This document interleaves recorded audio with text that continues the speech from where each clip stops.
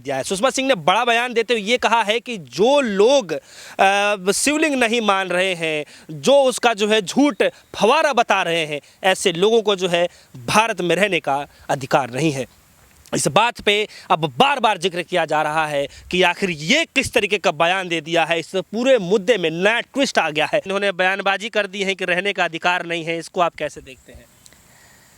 एक बड़ा सुंदर कबीरदास जी का दोहा है कि रहीमन धागा प्रेम का मत तोड़ो चटकाए, जोड़े से फिर ना जुड़े, जुड़े गांठ पड़ जाए। मैं इसलिए मुस्कुरा रहा हूँ क्योंकि आज इंसानियत का जो धागा जो कबीर ने बनाया, जो बुद्ध ने बनाया, जो राम ने बनाया, जो कृष्ण ने बनाया, तमाम लोगों ने मिलकर के जो इस प्रेम का धागा बना करके इस भारत को तैयार किया, आज उस धागे को तोड़ने की जो साजिश चल रही है और उस साजिश को रचने वाले कुछ इधर के और कुछ उधर के, कुछ ज़्यादा नहीं, कुछ इधर के और कुछ इधर उधर के। और मुझे मुस्कुराहट मेरी इसलिए निकल रही है, मैं हंस इसलिए रहा हूँ क्योंकि इनका सबका जो रोजगार है वो ज़्यादा दिनों का नहीं है, वो छीनने वाला है जल्दी से, इसलिए मैं मुस्कुरा रहा हूँ।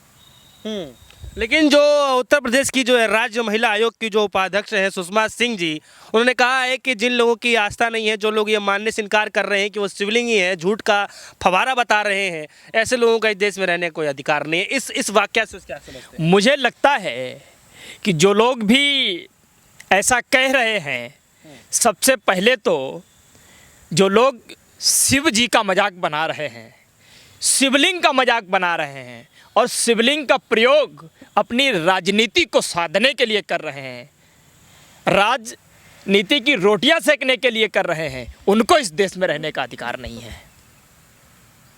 और मैंने शायद पढ़ा है, इन्हीं ने ही कहा है कि वहाँ खुदाई हुई। ये लोग मुझे लगता है किसी नशे में रहते हैं, कोई नशा वशा करते हैं क्या? कौन सी खुदाई हुई वहाँ पर? हाँ, इतना ज़रूर है कि ये जो कुछ भी कहने वाले लोग हैं, इनके दफ्तरों में ज़रूर खुदाई करवाई जाए। मुझे पूरा विश्वास है यहाँ ज़रूर कुछ ना कुछ ऐसा मिल जाएगा जो इस भारत सरकार के लिए बहुत बड़ा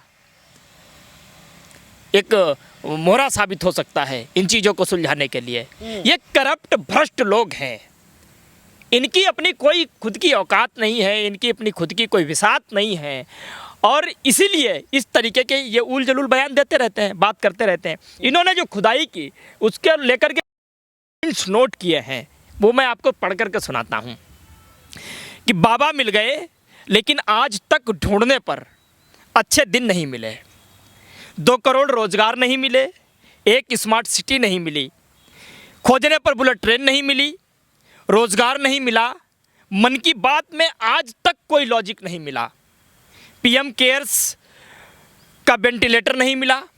जो तमाम हिंदुस्तान का पैसा इस लॉकडाउन का फ़ायदा उठा करके पूरा का पूरा मोदी जी खुद। अब आप कल्पना करके देखिए फिर हुआ क्या?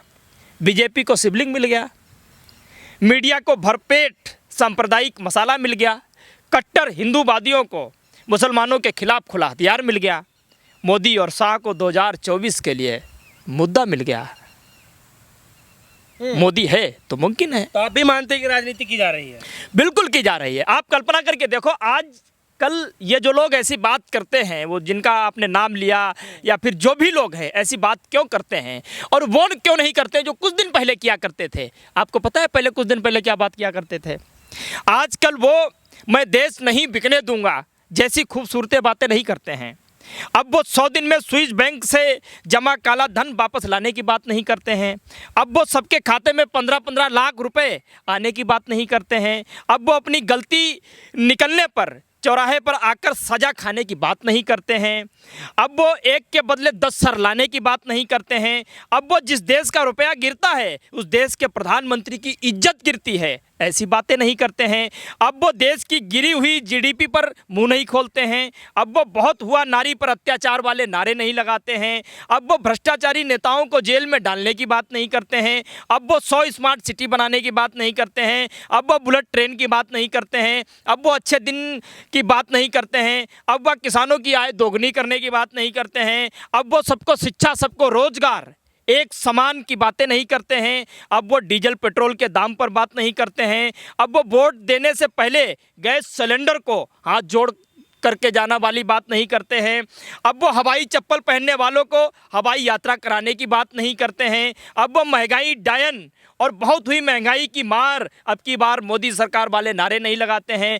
अब वो मुझे 50 दिन दे दो वाले जुमले नहीं मारते हैं। अब वो हर साल 2 करोड़ रोजगार देने की बात नहीं करते हैं। अब वो भव्य मंदिर बनने की सरकार की सबसे बड़ी उपलब्धि बताते हैं।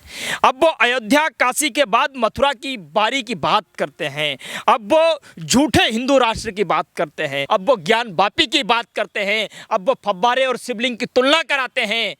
अब वो हिंदुस्तान को बर्बाद करने की बात करते हैं। आप कल्पना करके देखिए, ऐसी बातें आजकल क्यों नहीं करते? कह रहे हैं विश्व गुरु बनाएंगे। कैसे बनाएंगे विश्व गुरु? जो फव्वारे और शिवलिंग में अंतर नहीं कर पा रहे हैं और वो विश्व गुरु बनेंगे।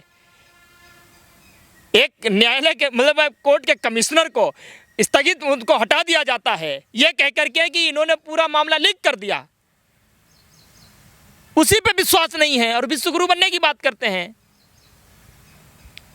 अरे भाई साहब देखिए, ऐसा है, हम भारत में रहते हैं। हाँ।